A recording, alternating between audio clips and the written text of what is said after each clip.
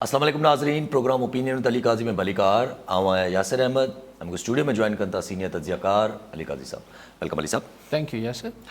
अली साहब, prime minister साहब जेको आहे अॼु वरी आवाम सां ख़िताब कंदे चयो त 27 तारीख़ सभु जेको आहे उहो निकिरो ॿाहिरि ऐं बदी सां गॾु न बीहो, हक़ सां गॾु बीहो, अलाह बि तव्हांखे इहो हुकुम ॾिनो आहे। हिकिड़ो वीडियो पैगाम जारी कयो अथनि बेसिकली उहे अमूमन जलसनि खे कामयाबु करण लाइ जेके आहिनि पार्टियूं जेके आहिनि इश्तिहार ॾींदियूं आहिनि, छाकाणि त इमरान ख़ान साहब वज़ीर आज़म आहे त मीडिया में मुफ़्त में हले पई उनजी पब्लिसिटी 27 तारीख़ जी। जी हा। अच्छा, जलसो थी वियो भाई, मञी वरितोसीं, जलसो थी वियो, वॾो जलसो थी वियो। फ़क़ीदुल मिसाल जंहिंखे चइबो आहे, अलाए छा थी वियो, ठाठे मारता समुंदर, हद निगाह तक, लोग ही लोग, इहे जेके सभु गुफ़्तगू थींदी आहे, थी वियो फेर। जी हा, एग्ज़ैक्टली। ॾिसी, ही जेको सरप्राइज़ कार्ड आख़िर में पत्ता दिखाऊंगा उहो छा आहे? अपोजिशन मतलब नंबर गेम में they have lost it. Number game हाणे ते वरी वरजा बार बार वजाइण जी ज़रूरत न आहे। हाणे इनमें कोई शक शुबो न आहे त नंबर ख़ान साहब वटि 172 मेंटेन करण न आहिनि। हू चवनि था अपोजिशन खे साबित करणा आहिनि त भई वोट विझण ॾियो। ॾिसो, मूंखे अॼु शेख रशीद जी ॻाल्हि बि सम्झ न पई आई त हू चए पियो त हमारे अगर उनके पास हमारे लोग हैं तो अपोजिशन के लोग भी हमारे पास हैं। माना हिन में ॿ ॻाल्हियूं, अगरि शेख रशीद साहब जी ॻाल्हि खे संजीदगी सां वठिजे त ॿ ॻाल्हियूं। हिकिड़ी ॻाल्हि इहा त भई अगरि हू हॉर्स ट्रेडिंग कनि पिया या लोटा ठाहिनि पिया ऐं फलाण कनि पिया त तव्हां कहिड़ी छा कयो पिया? अगरि तव्हां हुननि जा अपोजिशन जा मेंबर टोड़िया आहिनि त तव्हां बि लोटा ठाहियो पिया, तव्हां बि हॉर्स ट्रेडिंग कयो पिया। मुफ़्त में न हुते विया हूंदा न तव्हां वटि ईंदा। सो पैसा ही सभु जेका तव्हांजो नैरेटिव या बयानियो PTI ठाहे पई त भई लोटाक्रेसी आहे, फलाणा ढिमकाइण आहे, अपोजिशन वारा PTI जे मेंबरनि खे लोटो ठाहे छॾियो आहे, हॉर्स ट्रेडिंग करे पई, त अगरि तव्हां अपोजिशन जा मेंबर टोड़े वरिता आहिनि त तव्हां कहिड़ी नई शइ कई? तव्हां बि साॻी ॻाल्हि करे वरिती। हिकिड़ी ॻाल्हि। ॿी ॻाल्हि इहा त अगरि त हुकूमत वटि अपोजिशन जा 10-15 मेंबर हुजनि हा त ॻणती छाजी आहे पोइ 63A जी जेका आहे तव्हां तशरीह छो वठो आहे? छाकाणि 63A जी जेका तशरीह वठो पिया उहो सिर्फ़ु PTI जे लोटनि ते त कोन लागू थींदी न, उहो अपोजिशन जे लोटनि ते बि लागू थींदी।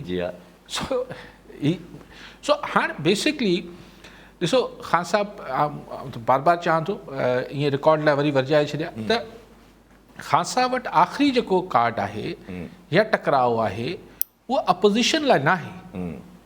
अगरि हू को आहे, अगरि को आहे त हू अंपायर सां जे ख़िलाफ़ को कार्ड आहे त पोइ अंपायर ॼाणे, ख़ान साहब ॼाणे, पर I think sense will prevail, some sanity will prevail. हिकिड़ी अक़लियत ऐं जेको फ़हम जेको आहे उनजो मुज़ाहिरो थींदो किथे न किथे। ख़ान साहब खे सम सेंस विल प्रिवेल कि हू अंपायर सां टकराव छाजे लाइ करे पियो। छो सम्झे थो ख़ान साहब त ही इक़्तिदारी रांदि जी आख़िरी इनिंग छो पियो सम्झे हिनखे? ब्लैक एंड वाइट सम्झी था खेॾनि। मतिलबु बसि ही न मैच हाराए वियो त बसि पोइ कॾहिं न खेॾे सघंदो। छो रिटायरमेंट जो ऐलान करे पियो छा ख़ान साहब? हू कल्ह बि चयो त ही 92 जो वर्ल्ड कप त न आहे इमरान ख़ान लाइ, जेको अगरि हाराए वियो त आईंदा क्रिकेट न खेॾंदो। अगरि हिते हाराए बि वञे थो इमरान ख़ान त ख़ैरु आहे, वरी अॻिते खोड़ जॻह पैदा थी वेंदी, पाकिस्तान जी सियासत आहे। सो ख़ान साहब वटि हाणे मुंहिंजे ख़्याल आहे जेको सॼो ज़ोर हू 27 ते हणे पियो। अदालतनि मां बि पाण अॻिथी न कयूं त बहितर आहे त अदालत छा फ़ैसिलो कंदी, पर रिमार्क्स मां ईअं महसूसु थिए थो जेके अदलिया मां अॼु तशरीह 63A जी जेका तशरीह जी ॻाल्हि सुप्रीम कोर्ट में हले पई, उन रिमार्क्स मां ईअं महसूसु थिए थो त चीफ मतिलबु शायदि अक्सरियत हिन राय जी हुजे, शायदि, हाणे उहो त पाण न कयूं अॻिथियूं, त भई वोट पवंदो त ख़बर पवंदी न त हुन फ्लोर क्रॉसिंग कई आहे या न कई आहे। लेकिन बहरहाल सो अदलिया मां मूंखे नथो लॻे ख़ान साहब खे को घणो आसिरो रखणु खपे। सो हू पंहिंजो सॼो हाणे ध्यानु ॾियनि पिया 27 जे जलसे ते। त हिकिड़ो वॾो ठाठे मारता समुंदर, वॾो क्राउड, वॾी अवाम ऐं उते हू हिननि जे ख़िलाफ़ु हिकिड़ो शानदार क़िस्म जो तकरीर करे ऐं पोइ चए त मैं इक़्तिदार की कुर्सी को लात मारता हूँ, लानत भेजता हूँ, मैं यूं है न त ॿिए ॾींहं ते 28 ऐं 30 तारीख़ ते नो कॉन्फिडेंस अची वेंदी। सो ख़ान साहब खे इहो ई नैरेटिव अगरि रखिणो बि आहे त उन में हुनखे एक्सीडेंट्स खां पासो करणु खपे। मतिलबु हिकिड़ो मुफ़्त मशवरो जेको आहे त खाम खां में टकराउ जी कहिड़ी ज़रूरत आहे। पॉलिटिक्स खे पॉलिटिक्स रहणु ॾियणु खपे, छाकाणि त ॾिसो मुल्क जी सूरत हाल खे बि त आख़िर केरु ॾिसे न, त हिन मईशत किथे वञे पई, सुभाणे कंहिंखे बि अगरि हुकूमत हलाइणी आहे, अगरि ख़ान साहब खे न बि हलाइणी आहे त हिन मुल्क में ई सियासत करणी आहे, त हीअ कीअं संभालींदी ईंदड़ हुकूमत बि हीअ संभालो। छाकाणि त मूंखे नथो लॻे त इमरान ख़ान जी हुकूमत जे ख़ात्मे खां पोइ बि जेका हुकूमत ईंदी, चाहे हू 3 महीननि लाइ अचे थी या 8 महीननि लाइ अचे थी, उहा बि का स्मूथ सेलिंग करे सघंदी। उहो को बिल्कुलु ईअं बसि ॿेड़ी वांगुरु तरंदी वेंदी न। हुन मुल्क जी मईशत हिकिड़ो वॾो चैलेंज आहे। ऐं ख़ुदि जेको दुनिया जा प्रेशर्स क्रिएट थियनि पिया, असां जेको दुनिया जेको ब्लॉक्स में विरहाइजे बि। सो मुख़्तसिर इहो त ख़ान साहब जेको खे एतिरो ई रखणु खपे, पंहिंजी 27 जलसे जी तयारी करणु खपे, ऐं पोइ अलाह ख़ैर से अलाह। अॼु सभु जीअं तव्हां ॻाल्हि कई त अगरि जलसो थी वियो, माण्हू घणा अची विया, मिसाल अगरि माण्हू घणा अची विया, जीअं तव्हां ॻाल्हि कई बसि माण्हू घणा जमा थी विया, भई के तमामु घणा माण्हू आहिनि। PTI जे जलसे में अक्सर बेशितर अहिड़नि जलसे में जेके जज़्बाती जलसा हुननि जा थिया आहिनि इस्लामाबाद हिन तरफ़, अक्सर बेशितर हुननि जी जेका आहे उहा जज़्बातियत साम्हूं अची वेंदी आहे। त इमरान ख़ान साहब वटि या प्राइम मिनिस्टर साहब वटि इहो ट्रम्प कार्ड बि त थी सघे थो जो उते जलसे में माण्हू अगरि ज़्यादा ॾिसी उहो कुझु चवनि त बाबा हाणे धरणो आहे, चलो बाबा। ॾिसो ख़ान साहब खे ख़बर आहे त ख़ान साहब जा जेके हुते माण्हू ईंदा, जीअं आंदा वेंदा, हू हुते सॼी राति न टिकंदा। त पोइ रेंजर्स ऐं पुलिस त कोन बीहारींदो त माण्हुनि खे ॿाहिरि निकिरणु न ॾियो पंडाल मां। कीअं धरणे जो ऐलान कीअं कंदा?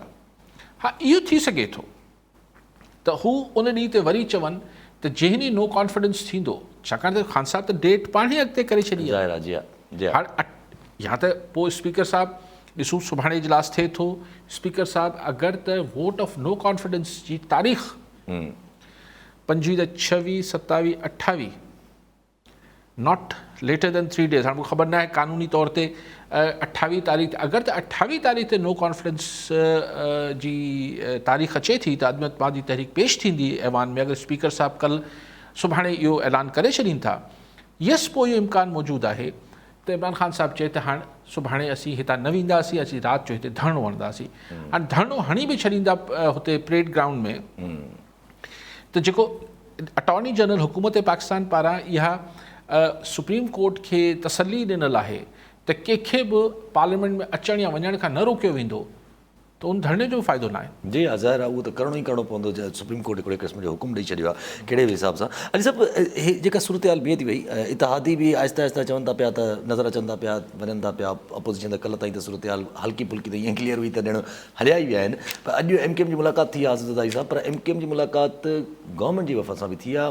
उन्हनि गवर्नमेंट खे बि क्लियर जवाबु न ॾिनो आहे। असददाई साहब लाइ बि आमिर ख़ान साहब जो चवणु त असां वटि अञा ताईं सिर्फ़ु ॻाल्हियूं राब्ता थियूं आहिनि, ज़ुबान सां राब्ता थिया आहिनि, अञा त कहाणी रहती आहे। न, कहाणी अॻिते आहे कोन। हू आख़िरी ॾींहं ताईं शायदि हिकमत अमली जे तहत MKM जेको आहे या इतिहादी ऐलान न कंदा हूंदा, छाकाणि त पोइ हुननि ते इहो ख़दशो हूंदो त इमरान ख़ान साहिबु रिएक्शन में, छाकाणि त इमरान ख़ान साहिब खे हिकिड़ी ॻाल्हि ख़बर आहे त हीअ जेके इतिहादी आहिनि, चाहे बाप पार्टी हुजे, Q लीग हुजे, MKM हुजे, इहे ख़ान साहिब जी झोली में कंहिं विझराया हुआ। इहो को पाण न अची विया हुआ इमरान ख़ान साहब सां गॾु, PTI सां गॾु ही पाणे न अची विया 3.5 साल। हिननि खे पार्सल करे कंहिं बनी ॻाल्हि पहुचायो हो। त अगरि ही ऐलान करे बीहरनि था त मतां ख़ान साहब खे वरी को थोरो अॻिरो फ़ैसिलो न करे विझे जिन्हनि जेके, पर हाणे ॻाल्हि इहा आहे त इहा अगेन लॉजिकल न आहे। ऐं हिकिड़ी डेक ॾिजे पई जंहिंखे 27 तारीख़ ताईं इमरान ख़ान साहिबु चए थो सरप्राइज़ ॾींदासीं। इतिहादियुनि वटि कल्ह MKM वारनि चयो पिए त हाणे असां वटि हुकूमत में रहण जो जवाज़ ख़तमु थी वियो आहे। अॼु चवनि पिया असीं सोचूं पिया, अलाए मुलाक़ातूं कयूं त वेंदा साईं, सभु वेंदा अपोज़िशन सां आहिस्ता आहिस्ता सभु वेंदा। ऐं सभु शेख रशीद साहब जेका इहा माना हिकिड़े क़िस्म जी इहे जेके अर्ली इलेक्शन्स जी जेका दावा कई आहे शेख रशीद साहब पंहिंजी प्रेस कॉन्फ्रेंस कंदे, कल्ह खां इहे ख़बरूं हलंदी पियूं त अर्ली इलेक्शन्स कराए वञे। छा भला वाक़ई ऐं ट्रैकड़ी जो सिस्टम अचे थो पियो अर्ली इलेक्शन्स कराइजे, जांच छुड़ाइजे? ॾिसो हाणे उहा ख़बर थी पोइ उनखां पोइ को शइ मंज़र आम ते त न आई आहे, जी हा किथे पसे पर्दा अगरि असांजी जेके अंपायर आहिनि उन्हनि किथे ट्याकड़ी जो किरदारु अदा शुरू कयो आहे त हाणे अञा ताईं हुनजो को साम्हूं न आई साम्हूं का शइ नज़र नथी अचे, हुनजा को सिग्नल्स न पिया अचनि त को हुन सां उहा हिकिड़ी ख़बर आई, बाक़ी पोइ कुझु सम्झ नथो अचे, न हुनजी तरदीद थी आहे न तस्दीक थी आहे।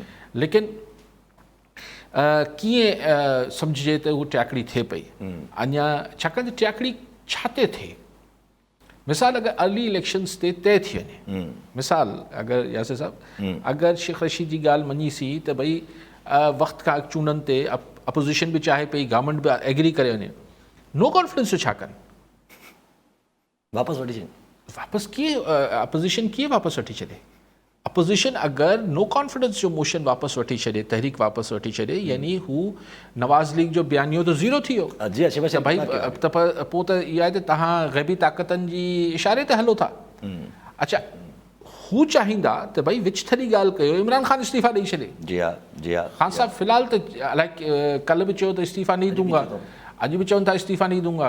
शायदि हू जेके बैकडोर ॻाल्हियूं हलनि पियूं उहे ॻाल्हि हू पब्लिकली बि ओवर कमिट करे वेठा आहिनि। ठीकु आहे सभु कॉलर असां गॾु मोहम्मद जुमन बिजोरो ठटो मां। जी बिजोरो साहब छा चवणु चाहींदा? सर अस्सलाम वालेकुम। वालेकुम सलाम। सर अव्हांजो प्रोग्राम मूंखे तमामु घणो पसंदि आहे। अली काजी लाइ खोड़ सलाम, तव्हांजे लाइ बि खोड़ सलाम सलाम, मुंहिंजी दुआऊं तव्हां सां गॾु आहिनि।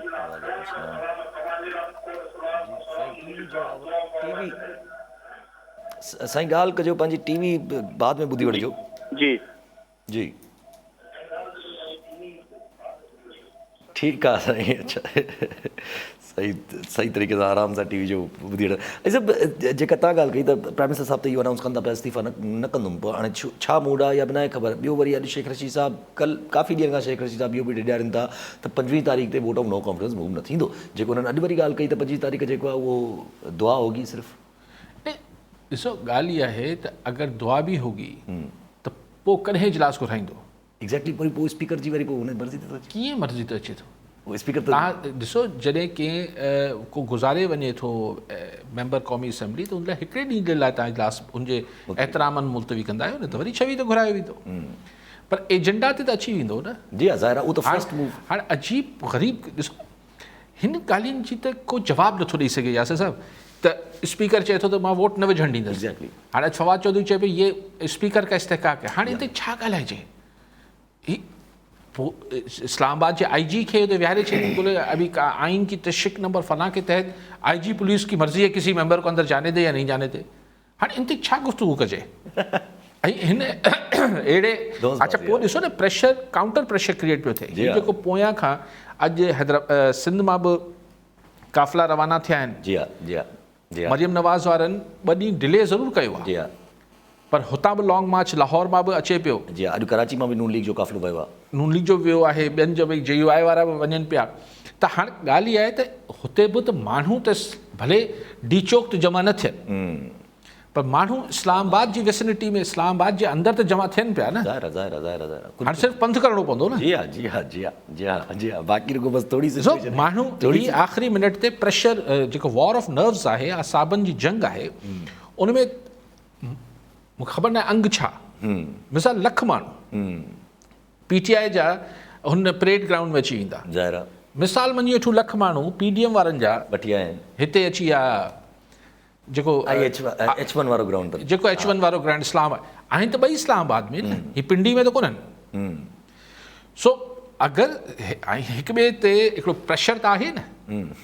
अच्छा एसि ताईं तव्हां का ॻाल्हि कंदा आहियो त एसि ताईं सिचुएशन अक्सर बेशतर जॾहिं पास में अहिड़ी तरफ़ सिचुएशन वई आहे त पोइ किथे न किथे विच में, जीअं तव्हां हाणे बि चयो था अगरि मरीम नवाज़ साहिबा जो काफ़िलो वञे थो त विच में मथां का कॉल अची वञे, अहिड़ी का सिचुएशन थींदी छा? ॾिसो उन सूरत में जॾहिं ॿई डी चौक ते जमा थी रहिया, हाणे ॿिन्ही धुरियुनि खे डी चौक खां परे रखियो वियो आहे, यानी रेड ज़ोन खां परे रखियो वियो आहे। रेड ज़ोन जो मतिलबु इहो आहे हुन में ऐवान सदर ऐं प्राइम मिनिस्टर हाउस ऐं हीअ त पार्लियामेंट त अलॻि शइ आहे। हुते रेड ज़ोन में तव्हांजो डिप्लोमेटिक जी हा सॼो इनक्लेव आहे। इनक्लेव आहे न सॼो, तव्हांजा जेके सफ़ारत खाना आहिनि, एम्बेसीज़ आहिनि, इहे सभु जेके कॉन्सुलेट्स आहिनि, इहे सभु हुते आहिनि हुन रेड ज़ोन में अंदरि।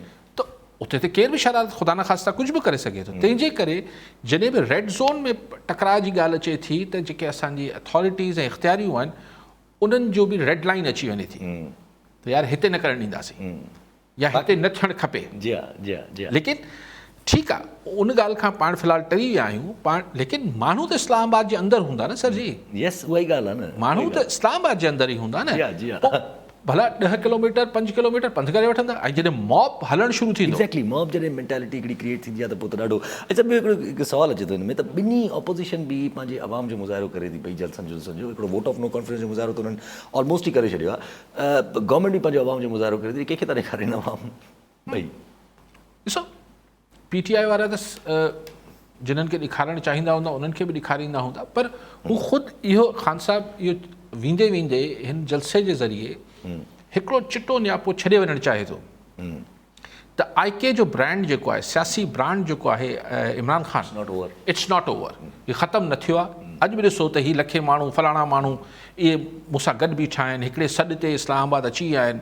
सो गेम ख़तमु नहीं हुई है, गेम इज़ नॉट ओवर। ठीकु आहे, ऐं मुंहिंजी government maybe the government is over but IK is not over as political brand in this country. ठीकु आहे, कॉलर सां गॾु अब्दुल नबी ॾेहो सखर मां। जी ॾेहो साहब छा चवणु चाहींदा? हलो अस्सलाम वालेकुम। वालेकुम सलाम। त क़ाज़ी साहिब इहो जेको सुवालु कयो त जेको आहे मां चयो जेको इमरान ख़ान त मां चोट जो पतो आहे, इहो जो कहिड़ो आहे इन जो चोट जो पतो, हिन जेको सभु जेको मेंबर इस्तीफ़ा ॾींदा। ठीकु आहे ठीकु आहे साईं, इस्तीफ़ा ॾींदा साईं चयो न ठीकु आहे। इहो हिकिड़ो पार्लिमानी थी सघे थो त इमरान ख़ान अकेलो छो इस्तीफ़ा ॾे। इमरान ख़ान सूदो PTI जा मिसाल 100 खनि 125 खनि जेके आहिनि MNAs इस्तीफ़ा ॾेई छॾी।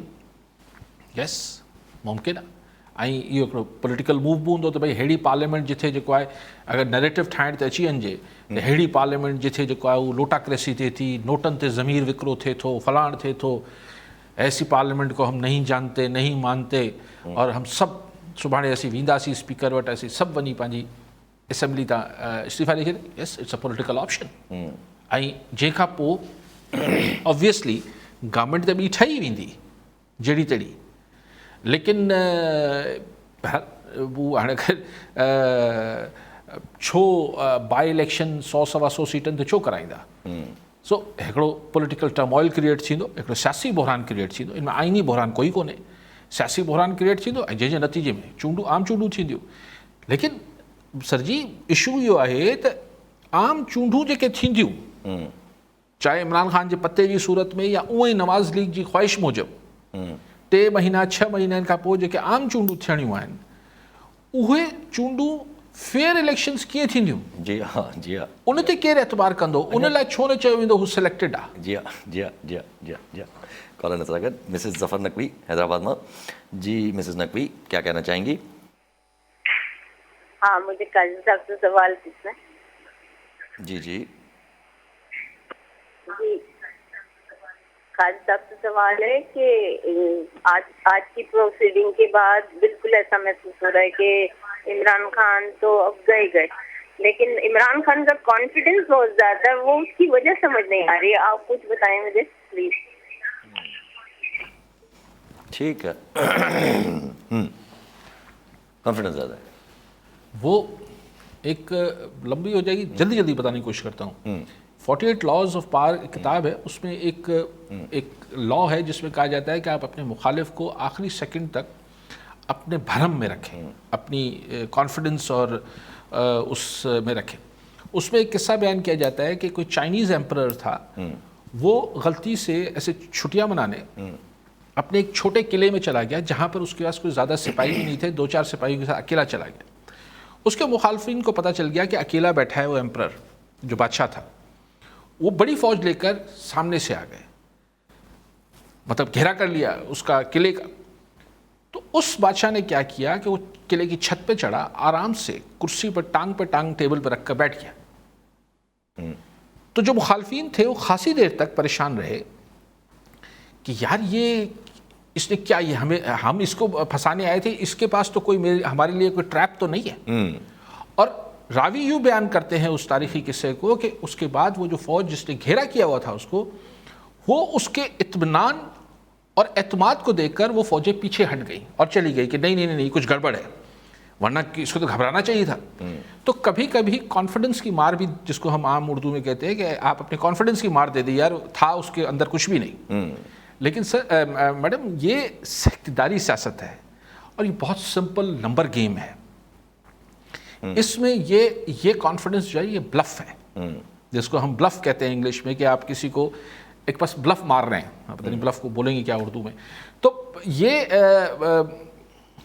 कॉन्फिडेंस आप या हम जैसे आम लोग तो इससे मुतासर हो सकते हैं, लेकिन जो लोग इस पावर गेम को बहुत करीब से और बहुत नज़दीक से देख रहे हैं, समझ रहे हैं, उनके पास मालूमात भी हैं, पक्की पुख्ती मालूमात हैं, वो इस कॉन्फिडेंस को ब्लफ ही समझ रहे हैं। वो इस कॉन्फिडेंस को कॉन्फिडेंस नहीं समझते, वही ब्लफ ही समझते हैं। ज़ाहिर उनको असलियत पता होती है, क्योंकि वो छो ॻाल्हियुनि मां ई ख़बर पइजी वेंदी आहे न, हिकिड़ो नुमाया थी वेंदो आहे त माण्हू आहे परेशान आहे या न आहे।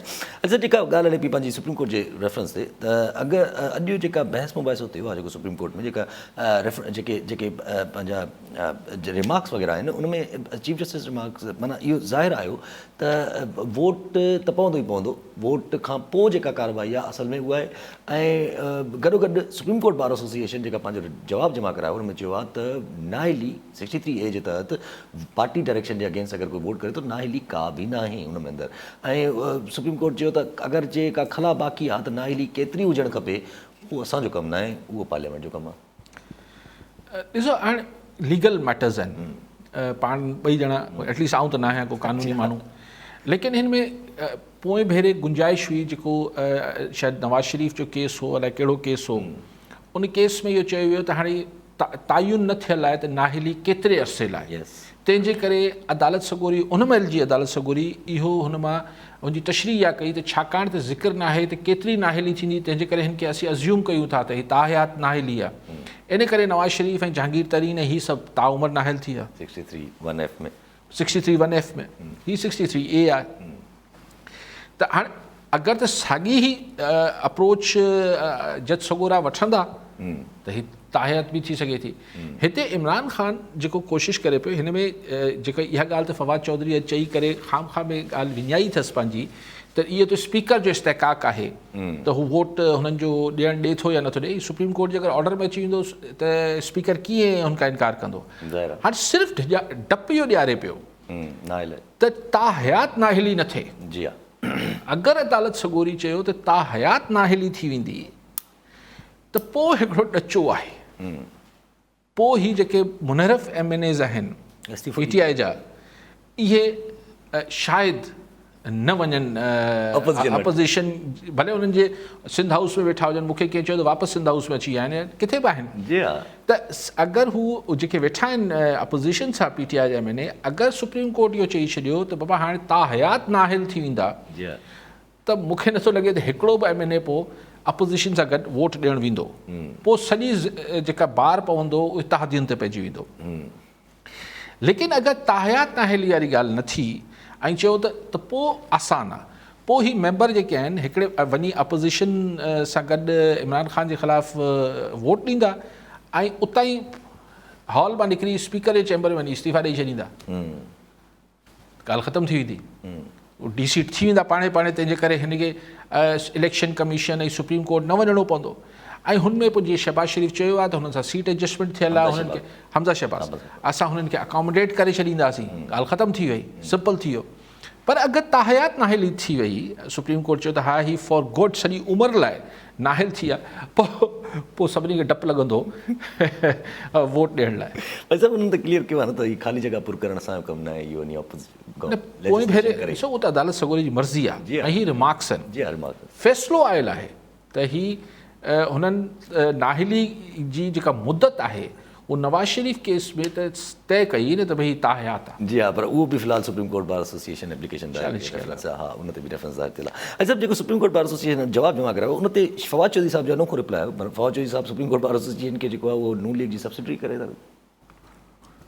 हाणे इहा ई मतिलबु कंहिंखे छॾी पिया PTI वारा। जी हा, मीडिया सां घटि न पई थिए, नाला खणी इमरान ख़ान पाण जलसनि में उनजो ज़िक्र पियो करे, जुडिशरी सां जेको हल्को फुल्को कंदा रहिया आहिनि, जी हा वकीलनि खे पहिरियों दफ़ो न आहे, हाणे सॼी बार एसोसिएशन खे यार जी हा सब्सिडरी करार ॾियो पिया, यानी ज़ेली उनजी हिकिड़ी इदारो करार ॾियो पिया, स्टैब्लिशमेंट लाइ बि ख़ान साहब आख़िर में सोशल मीडिया ऐं हिकिड़े उर्दू चैनल ते गुज़ारो कंदो हुजे।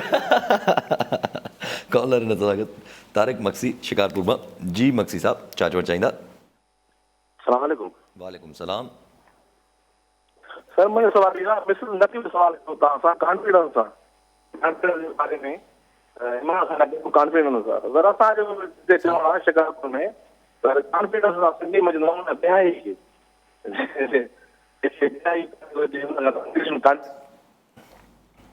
ॿीहर कॉल कजो। मक्सी साहब तव्हांजी आवाज़ थोरी कटिजे पई साईं, वोट ऑफ नो कॉन्फिडेंस ही कुझु ॻाल्हाइण पिया पर सही जो आवाज़ न पहुचे सही।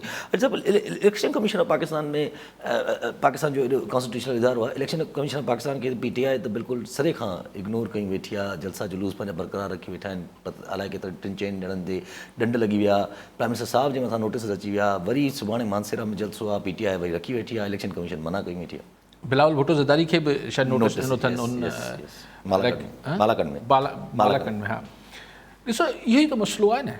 हाणे जीअं मूं थोरी देरि ॻाल्हि पे कई त हलो हीउ सॼो इंशाअल्लाह ख़ैर ख़ूबी सां आइनी तरह ही मामिलो निपटजी वेंदो, निबरजी वेंदो जीअं बि थियणो हूंदो। थियण त इलेक्शन आहे। जी मूंखे मतिलबु आउं हैरान थींदुसि अगरि इलेक्शन टिपी करे 2023 में हलियो वियो। आम चूंडूं हिन साल थींदे मूंखे नज़र अचे पियो अॼोकी तारीख़ में, सुभाणे जी ख़बर सुभाणे सां। ऐं हैरान थींदुसि त 23 ताईं हीअ जेका ॿी हुकूमत अजीबो ग़रीब क़िस्म जी ठहंदी उहा को हली वञे 1.25 साल 1.5 साल, मां हैरान थींदुसि। सो जॾहिं भाई ॿी इलेक्शन ई ॾे वधूं पिया, इमरान ख़ान बि नवाज़ लीग बि हिन हामी आहे, हाणे पीपल्स पार्टी बि चए थी त करायो, PTI खे बि वारो खाईंदो। जी हा हाणे त हींअर वरी ग्राफ हुनजो मथे चढ़ियो आहे ऐं हू पाण अगरि रिज़ाइन करे छॾे थो क़ौमी असैम्बली मां, इमरान ख़ान बि ऐं संदसि 100-125 MNA बि, त हिकिड़ो जहान ठही पवंदो त इलेक्शन थिए। इलेक्शन केरु कराईंदो? इलेक्शन कमीशन कराईंदो। इलेक्शन कमीशन जेका आहे उनजी हालत इहा आहे त हू जलसनि खां माण्हुनि लीडरनि खे न पई रोके सघे। ये छा फेयर इलेक्शन कराईंदी? त वरी उहो सॼो किसो आख़िर किथे अंत किथे करिणो आहे? गारंटीअर वरी सां ॻोल्हणो पवंदो कोन। त गारंटर अगरि तव्हां ॻोल्हींदो उहो वरी हुन ते इल्ज़ाम लॻंदो। जी हा वरी को ॻोल्हणो। अगरि स्टैब्लिश आर्मी कराईंदी इलेक्शंस, भई 2018 जी त हुनजी हुनमें थी न, त वरी उहे ॻाल्हियूं शुरू थी वेंदियूं। त जुडिशरी कराए ॾिठो इलेक्शन, असां वटि RO इलेक्शन सॾिबो हो हुनखे। ब्यूरोक्रेसी ऐं हिन ते त कॾहिं का फेयर इलेक्शन जो तस्वुर ई कोन पाण वटि मुल्क में रहियो आहे। पुलिस ऐं ब्यूरोक्रेसी 18 में हू RTS ऐं अलाए छा ठहिया त उन इलेक्शन खे चयो त हीअ सिलेक्टेड ऐं रिग्ड इलेक्शन्स आहिनि। आख़िर पाकिस्तान में इलेक्शन केरु त कराए? जेको पोइ तव्हां हमेशह ॻाल्हि कंदा आहियो इलेक्शन कमीशन खे empower at the maximum potential करे ऐं पोइ छॾे ॾियो त पोइ उहा ई कराए सघे थी ऐं सही माण्हू विहारियो ऐं पोइ उहा ई कराए। इलेक्शन कमीशन में बि ॻाल्हि इहा आहे त ॾिसो न, त अजीबो ग़रीब किसो आहे त इलेक्शन कमीशन जो मेंबरान ही जेके आहिनि अपोज़िशन ऐं गवर्नमेंट तय कंदी, माना 2 माण्हू तय करे वठंदा जिन्हनि खे ॿिन्ही खे मिलाए करे बि, ॿिन्ही पार्टियुनि खे मिलाए करे बि पाकिस्तान जी अक्सरियत वोटरनि जो हू नुमाइंदगी नथा कनि। उन्हनि खे चयो वञे थो त तव्हां इलेक्शन कमीशन तव्हां तय करे वठो, पोइ इहो थिए। जी हा जेको हले थो पियो, जेको नज़र अचे थो पियो। अच्छा पर शाहिद खान अब्बासी साहब हिकिड़ो इल्ज़ाम आयो आहे प्राइम मिनिस्टर साहब ते, त प्राइम मिनिस्टर साहब हाणे आख़िरी हुन में फुली पंहिंजी मशीनरी इस्तेमालु था कनि पंहिंजे जलसे जे हिसाब सां, ऐं उन्हनि इहा वरी अंदेशो बि ॾिनो आहे त जेके हिन जलसे में फुली मदद कनि था पिया उहे, छो जो प्राइम मिनिस्टर साहब पंहिंजो उहो मॉरल खोई वेठा आहिनि, उहे महिरबानी करे न कनि मदद। ठीकु आहे, ख़ान अब्बासी माना ढिजारण ऐं डपु ॾियण जी दावा साहब ॾिए पियो, सारे ईअं DCSP छा कंदा? लेकिन DCSP आउं न सम्झां थो त हिन क्राइसिस में 15-20 ॾींहंनि में अगरि 3.5 साल अॻु इमरान ख़ान जो मिसाल 1:10 ते ग्राफ ॿधूं मिसाल ईअं सम्झण लाइ, ऐं त अगरि इलेक्शन 2018 खां आख़िरी ॾींहंनि में या इलेक्शन खां पोइ अगरि इमरान ख़ान जो ग्राफ 10 ते हो ऐं अॼु खां 20 ॾींहं पहिरीं 25 ॾींहं पहिरीं उहो ग्राफ वञी 2 ते या 3 ते बीठो, त त हिन 20 ॾींहंनि में वरी आउं सम्झां थो इमरान ख़ान जो ग्राफ वञी 7, 7.5, 8 ते वञी बीठो आहे, जेको हुनजा हामी आहिनि। ज़ाहिर जेको हुनजा मुखालिफ़ पहिरीं हुआ उहे अॼु बि मुखालिफ़ आहिनि। ऐं पाकिस्तान जी आबादी ते न पियो चाहियां, ऐं चवां थो इमरान ख़ान जे हामियुनि जो अगरि ग्राफ ठाहिजे तो जेके माण्हू उनका नाराज़ थी विया हू बि चवंदा यार ये क्या बात हुई, यार ये तो नहीं ना, ऐसे तो नहीं निकालो खान साहब, अच्छा ये लोग दोबारा फिर आ जाएंगे। जी हाँ, हाणे हीउ जेको नारो हले पियो न, ये लोग दोबारा फिर आ जाएंगे, जी हाँ, इशारो अपोजिशन ॾे। जी हाँ, त हू जेको PTI सपोर्टर या ख़ान सपोर्टर हो उनखे इहा ॻाल्हि हज़म न पई थिए। एग्ज़ैक्टली ॿियो कीअं माना इहे छो ॿियो कॉलर सां गॾु उमर सियाल हुसड़ी मां। जी सियाल साहब छा चवणु चाहींदा? अस्सलाम वालेकुम। वालेकुम सलाम। साईं खां मुंहिंजो इहो सवाल आहे त अगरि अपोजिशन कामयाबु थी थी वञे अदम एतमाद ते त इमरान ख़ान घर बीड़ो हलियो वञे थो त उन सां आलमी तौर ते पाकिस्तान जी साख खे केतिरो नुक़सान थो रसे। ऐं ॿियो हींअर ॿुधण में आयो आहे त MQM तक़रीबन पीपल्स पार्टी सां तालुकात बरक़रार रखण में हामी भरी आहे, त पोइ सिंध जी वहदत ते उन ते छा असरु पइजी सघे थो? ठीकु आहे साईं। ॿियो बि कॉलर शरीफ़ मला बदीन मां। जी मला साहब छा चवणु चाहींदा? हा सर, आउं इहा ॻाल्हि करणु चाहियां थो त मसइलो छा आहे त जेका MQ वधे चकर ॻाल्हि करे वई त ज़रदारी साहिब सां बि हिते कई त ठीकु आहे, तव्हां सां गॾु हुआसीं, बिलाल साहब सां ॻाल्हि करे ऐं वरी ॻाल्हि करे, पर सिंध जे माण्हुनि खां तक़रीबन आहिनि बि सिंध में, ऐं वरी सिंध जे माण्हुनि खां नफ़रत कनि था ऐं वरी बि इहा ॻाल्हि कनि था त भाउ ठीकु आहे जेको आहे असां हुन सां अञा असां पे कोन था करियूं। इहा ॻाल्हि अव्हांखे सम्झ में छा लॻे थो त भला MQ पाण सां सिंधी माण्हू सां या ज़रदारी साहिब सां हलंदी या कोन हलंदी? ठीकु आहे मला साहब। साईं जेके पहिरीं हुआ साईं उमर सियाल साहब सियाल साहब जेके ॻाल्हि पिया कनि त अगरि नो कॉन्फिडेंस कामयाबु थियो त इंटरनेशनल बिरादरी ते असां पाकिस्तान में नाकारी असरु पवंदा? न साईं, नाकारी छा जो आहे? बसि हिकिड़ी हुकूमत आहे, हिकिड़ी पार्लियामेंट, हिकिड़ी जमहूरी अंदाज़ सां आइनी तरह हिकिड़ी हुकूमत मटिजी वई, दुनिया में मटिबी आहे, असां वटि मटिबी वई, कोई एॾी उहा ॻाल्हि न आहे। सिंध खे छा नुक़सानु थी विरहांगे जे हवा अहिड़ी ख़ुदा न ख़ासिर जेकी ॻाल्हि कयूं पिया MQM ऐं पीपल्स पार्टी जो सियाल साहब जो ॿी ॻाल्हि हुई साईं ॾिसो जीअं सिंध गवर्नमेंट परफॉर्म करे पई ईअं ई कंदी। जी हाँ, जी हाँ, हा 2-3 वज़ारतूं MQM खे मिली वेंदियूं, उते बि ज़ाहिर इहो किसो हलणो कोन्हे, उते कॾहिं चीफ सेक्रेटरी जी मर्ज़ी जा न हूंदा, कॾहिं छा थींदो वरी, ऐं पोइ इलेक्शन जीअं वेझो ईंदी MQM वरी हुकूमत छॾींदी ऐं वरी हिक ॿिए जे ख़िलाफ़ ॻाल्हाईंदा ऐं इलेक्शन थींदी। इहो त हाणे बार बार अॼुकल्ह उहो शेर अचे थो ग़ालिब जो, बाज़ी चाहे अतफाल दुनिया है मेरे आगे, होता है शब रोज़ तमाशा मेरे आगे। त इहे तमाशा पाण खोड़ दफ़ा ॾिसी चुका आहियूं। साईं चवनि पिया मल्हा साहब त उहे MQM सां त पोइ सिंध ज़रदारी साहिब सां बीहंदा न बीहंदा, साईं उहो पीपल्स पार्टी सां बीहंदा न, पॉलिटिकल पार्टी आहे ऐं हू पाण में हिक ॿिए सां जॾहिं MQM पंहिंजे हुन सॼे दहशत ऐं हुन सॼे मामले में हूंदी त लंडन में उहो मरहूम रहमान मलिक वञी मामलात करे ईंदो त हिते MQM बिल्कुलु सिधी थी बीह रहंदी, वरी कुझु मामलात गड़बड़ थींदा, वरी लंडन यात्रा थींदी, त उन महिल MQM गॾु हली। त हाणे कहिड़ो मसइलो आहे? सिंधी माण्हुनि खे MQM जी लीडरशिप खे MQM जी उर्दू स्पीकिंग माण्हुनि जी ॻाल्हि नथो कयां, MQM जी लीडरशिप खे सिंधी माण्हू हज़म थींदा न थींदा इहा हिकिड़ी अलॻि बहस आहे।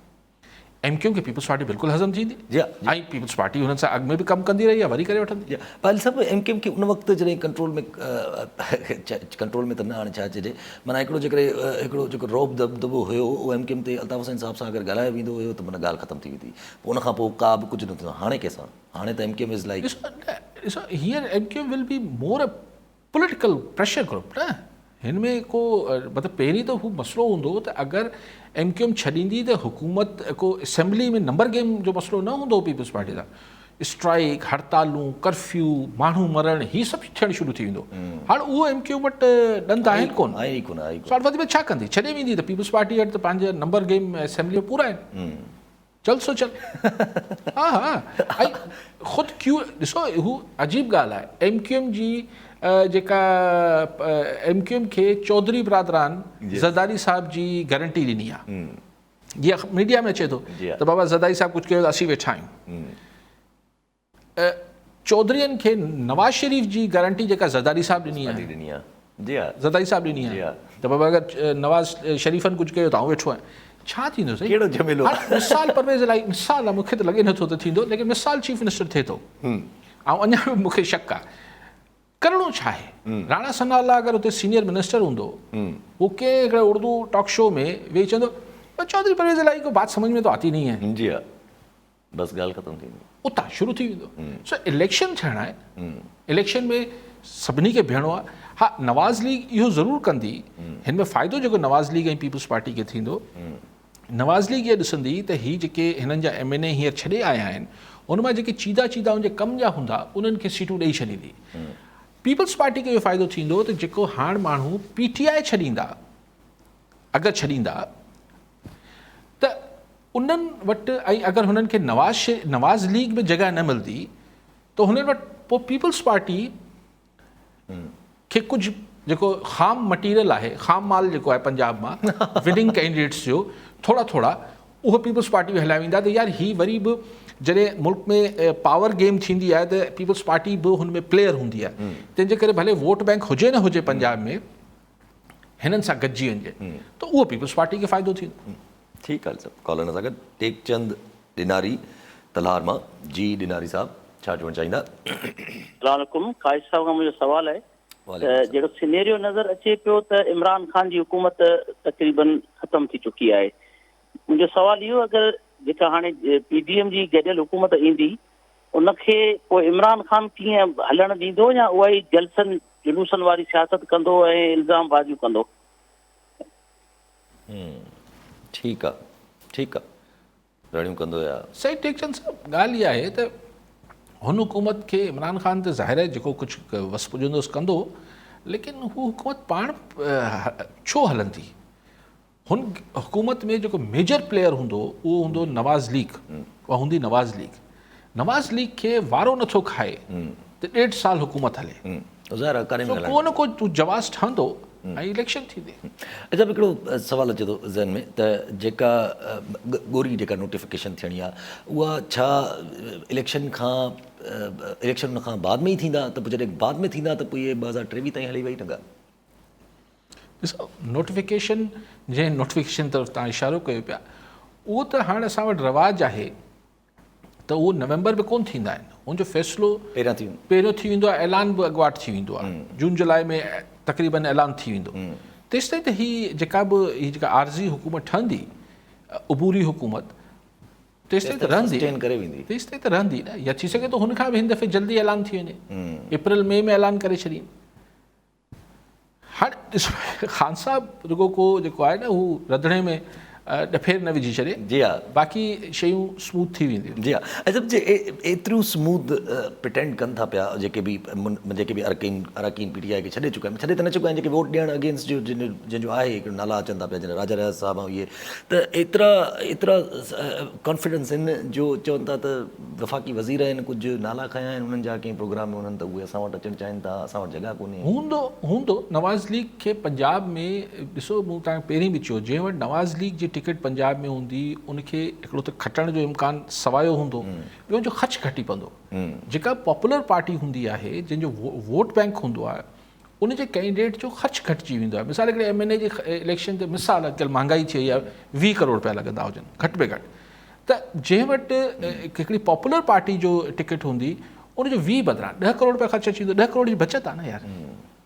जी हा, जी हा, जी हा, जी हा, छा ज़ाहिर बचनि था पिया, पर नाला अहिड़ा ॻाल्हि इहा आहे त जेका ईंदड़ हुकूमत ते ॻाल्हि पई थी, अॼु मूं ॾिठो पिए त PDM अलाए कंहिं पंहिंजी ईंदड़ हुकूमत लाइ कुझु ईअं को नुक़्ता वुक़्ता अख़बारनि खे जारी कया, उन में मथे पहिरियों नुक़्तो आहे त असीं महांगाई कंट्रोल कंदासीं। कीअं कंदो सर जी? छो त माण्हुनि खे लॉलीपॉप खारायो, वरी उहो ई ॻाल्हि, अजाई ॻाल्हियूं। जी हा, वरी साॻियो ई IMF जेको आहे उहो तव्हांखे कीअं करणु ॾींदी, हीअ सभु शयूं कीअं तव्हां सब्सिडाइज़ कंदो। हीअ जेको 10 रुपया पेट्रोल घटि थियो आहे, डीज़ल, इहो बि तव्हां ॾिसंदो, हीअ चाहे इमरान ख़ान बचे बि हा हुकूमत में, उहो बि अप्रैल में ख़तमु करे हा, पर जे ॿी हुकूमत ईंदी उहो बि हफ़्ते खां पोइ ख़तमु कंदी, त महांगाई तव्हां कीअं कंट्रोल कंदो सर जी? अच्छा, हिकिड़ो नंढड़ो अगरि जेको मिनट हुजे, 1.5 मिंट आहे असां वटि। अॼु आहे त पर्सनल मसइलो, पर माना हिकिड़ी ॻाल्हि अचे ज़हन में, अॼु अख़बार में पढ़ियोसि त बेगम नुसरत भुट्टो जो बर्थडे जेका आहे या का बि क़िस्म जी का सेलिब्रेशन न थी पीपल्स पार्टीअ तरफ़। पीपल्स पार्टी मसरूफ़ हूंदी ऐं छा थो चई सघां, हुननि जी मर्ज़ी आहे त कंहिंजी सेलिब्रेशन कनि था या नथा कनि। लेकिन बेगम साहिबा जो बहरहाल हिकिड़ो रोल रहियो, बेगम साहिब जो स्पेशली हू रोल रहियो जेको विच जो अरसो ज़ियाउलक जॾहिं बि जेल में हुआ, पोइ उनजी शहादत थी, उनखां पोइ ऐं बेनज़ीर भुट्टो जेसिताईं पूरी पार्टी खे टेक ओवर कयो, उन दौरान जेको अंकल्स, जेके पीपल्स पार्टी जा अंकल्स हुआ, उनखे ऐं बेनज़ीर जे विच में हिकिड़ो जेको ब्रिज जो रोल, हिकिड़े पुल जो रोल प्ले कयो, बेगम साहिबा अलाह उन्हनि जी मग़फ़रत करे, उन्हनि प्ले कयो। ऐं गॾोगॾु जेको स्मूथ ट्रांज़ेक्शन थी, यानी क़यादत लीडरशिप जेका आहे उहो तमामु हिकिड़ी सियासी फ़हम सां अंकल पीपल्स पार्टी बेगम नुसरत भुट्टो बेनज़ीर भुट्टो खे शिफ्ट करे छॾी। न त अंकल्स खे उहो न ॻाल्हि वणी, सभिनी पोइ अंकल्स उन ज़माने में जेके पीपल्स पार्टी जा उन्हनि अलॻि अलॻि पार्टियूं ठाहियूं, सभई हाणे नाला छा वरचायूं, लेकिन बेगम साहिबा जो बहरहाल हिकिड़ो किरदारु आहे। ठीकु आहे, वॾी महिरबानी सभु नाज़रीन, अॼु जे प्रोग्राम जो पूरो थियो, पर मिलंदा ईंदड़ प्रोग्राम में, दुआनि में।